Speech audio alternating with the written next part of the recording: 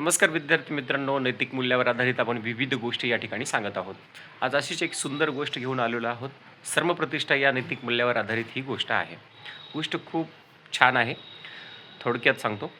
तर एक श्रीमंत व्यापारी असतो, तो आपल्या मुलांची खरडपट्टी काढत असतो, त्याला रागवत असतो. त्यानं त्या मुलाला अनेक वेळेस भांडवल म्हणून व्यापारासाठी दिलेलं असतं, परंतु त्या मुलाने कोणताही स्वतःचा असा व्यापार उभं केलेला नसतो आणि तो त्या व्यापारामध्ये सक्सेस नसतो.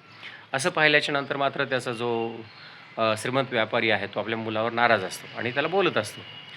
बोलताना तो काय म्हणतो, की "मी तुला अनेक वेळेस भांडवल दिलं, तू काही कामाचा नाही आहेस. तू स्वतःचा व्यापार उभं करू शकलेला नाही आहेस." अशी खरडपट्टी काढत असतो आणि तसं बोलत-बोलत काय म्हणतो, की बाजूला मेलेला एक उंदीर असतो. त्याला पाहून म्हणतो, की "हे पहा, एखादा कर्तबगार जर व्यक्ती असेल, तर ह्या मेलेल्या उंदरापासून सुद्धा स्वतःचा व्यापार बनवेल, उभा करेल." असं म्हटल्याच्यानंतर मात्र त्या श्रीमंत व्यापाऱ्याच्या घरी एक काम करणारा मुलगा असतो आणि तो ते शब्द ऐकतो. त्याचं नाव सोमदत्त असतो आणि सोमदत्त काय करतो, व्यापाऱ्याकडे येतो आणि म्हणतो, अं, की "तुम्ही मला हा जो उंदीर आहे, तो मला भांडवल म्हणून द्या आणि उसना द्या, जे की मी तुम्हाला ते परत करू शकेल."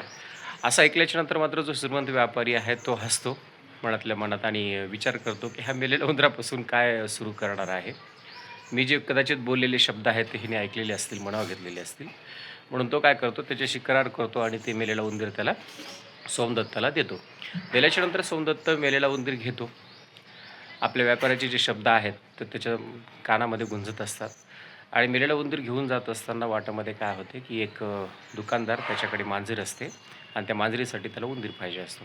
तो काय म्हणतो सोमदत्ताला, की "तू तुझी जे उंदीर आहे ते मला दे आणि मी तुला 2 मूठ हरभरे देईल."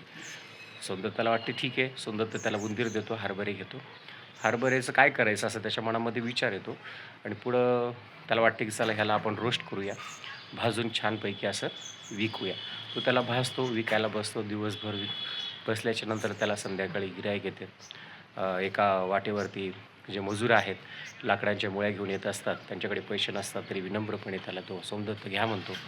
पैसे नसले तरी त्या बदल्यामध्ये ते जे लोक आहेत, जे मोळ्या घेऊन आलेले लाकडाच्या, त्याच्यातले 2-2 लाकडं त्याला देत असतात आणि ते हरभरे घेतात.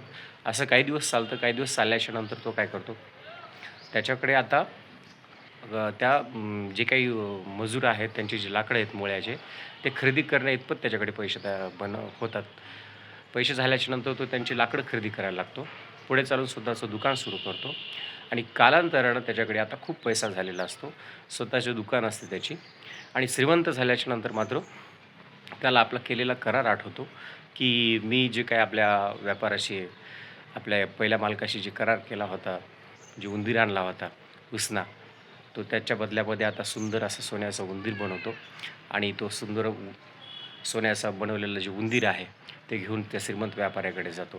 व्यापाऱ्याकडे गेल्याच्यानंतर काय होतं, की त्याला बनल्याच्यानंतर हे पहा, त्याला ओळख सांगतो, मी सोमदत्त आहे आणि तुम्ही मला जे काही दिवसापूर्वी उंदीर दिला होता एक मेलेला, त्याच्या बदल्यामध्ये मी तुमच्याकडे सोन्याचा उंदीर घेऊन आलेलो आहो आणि तुम्ही हे स्वीकारा.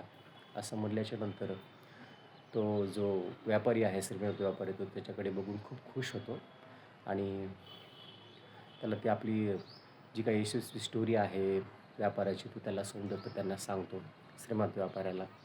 आणि श्रीमंत व्यापारी खूप इम्प्रेस होतो त्याच्यावरती आणि खुश होतो, की तो स्वतःची मुलगीसुद्धा त्या सोमदत्ताला देतो आणि तिच्या म्हणजे त्यांचं लग्न लावून देतो आपल्या मुलीशी सोमदत्ताचं. आणि या ठिकाणी ते अशा पद्धतीनं तो सोमदत्त स्वतःच्या कर्तृत्वाने, कामाने, मेहनत, जिद्द आणि पोलाइटली म्हणजे नम्रपणे या ठिकाणी त्याचं ते काम करत असतो. विद्यार्थी मित्रांनो, गोष्ट संपलेली आहे.